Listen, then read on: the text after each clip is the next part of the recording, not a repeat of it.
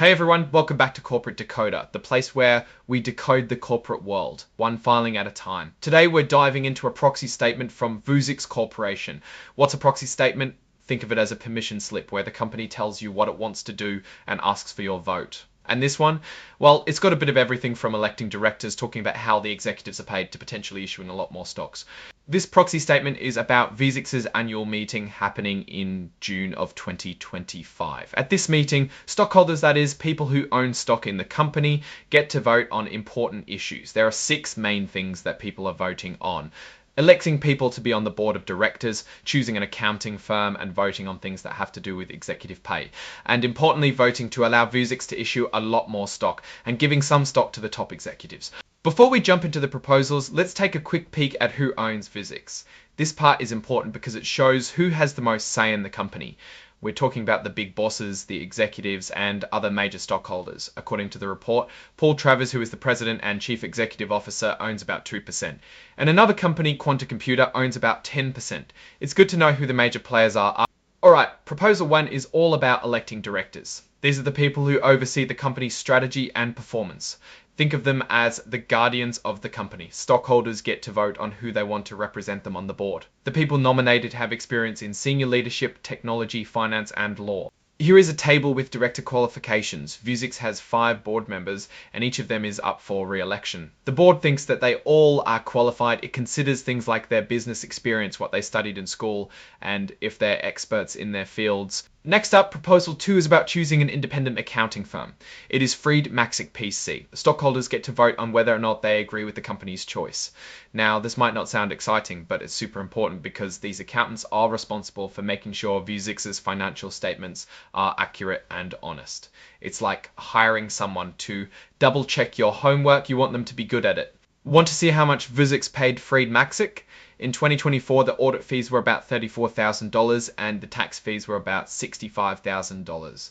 It's important to make sure the accounting firm is independent and objective, so they give an honest opinion about the company's financials. Proposal 3 is where things get a little spicy. It's an advisory vote on executive compensation. In simpler terms, it's a chance for stockholders to say whether they think the top executives are being paid too much, too little, or just right. Keep in mind, this vote isn't binding, meaning the board doesn't have to listen to it, but they usually do take it into account. Let's look at how much the executives made. In 2024, Paul Travers, the CEO, made about $1 million. Grant Russell, the CFO, made about $732,000. And Peter Jameson, the Chief Operating Officer, made about $693,000. I'll leave it up to the stockholders to decide if these numbers are fair. Moving on to proposal 4, stockholders get to weigh in on how often they should vote on executive pay. Should it be every year, every 2 years, or every 3 years? The board suggests every year because this way they get constant feedback from the stockholders. The board of directors thinks that stockholders should vote on how the executives are paid every year. This ensures that the board is getting constant feedback. It also helps the company remain aligned with the people who invest in the business. Now, proposal 5 is a big one. It's about increasing the number of authorized shares of common stock. Currently, Vuzix is authorized to issue 100 million shares. They want to increase that number to 200 million. That is double. Why? It gives the company more flexibility to raise money, make acquisitions, or issue stock options to employees. Basically, it can cause the shares to be less valuable. More shares may mean your existing ownership gets diluted, like adding water to juice.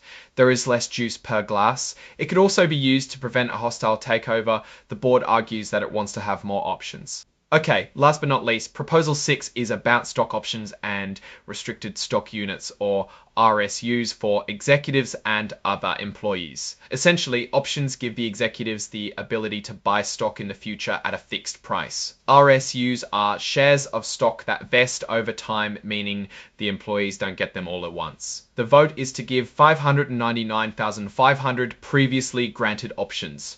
The board believes the original option plan had market capitalization and profitability targets that were too high. If approved, Paul Travers gets 291,878 RSUs. Grant Russell gets 118,211 RSUs. Other management employees get 183,967 RSUs. So what's the real story here? Vuzix is asking for a lot more flexibility. They want to be able to issue more stock and they want to give some of that stock to their executives. On one hand, it makes sense. They might need the money to grow the company and they need to incentivize their employees. Now for my take. Whether or not it's a good deal for stockholders is something you need to consider yourself. Remember, I'm not giving financial advice and this is for educational purposes. But here are some things to consider. If Vuzix can actually use the money wisely, or if they can meet the performance standards, it could make investors more money than they would lose on dilution. But what if they don't? This company is burning through cash. Their financials from the most recent report show a net loss of over $73 million. Raising the authorized shares gives them more runway, but it doesn't fix the underlying problems. They need to show how they're going to become profitable and sustainable. Remember Quanta? They're a major stockholder. Their investment could be a big vote of confidence, but it also gives them a lot of influence. Are Vuzix's interests aligned with Quanta, or could there be conflicts down the road? Finally, the compensation. The executives are well compensated. Are they worth it? Are they driving the company forward? Or are they just rewarding themselves while the company struggles? Vuzix is a high risk, high reward investment. If they can pull it off, it could be huge. But there are a lot of challenges ahead. They need to show they can be profitable, they can use money wisely, and make deals that will work out for them. Thanks for watching. If you found this helpful, don't forget to like, comment, and subscribe for more deep dives into the corporate world.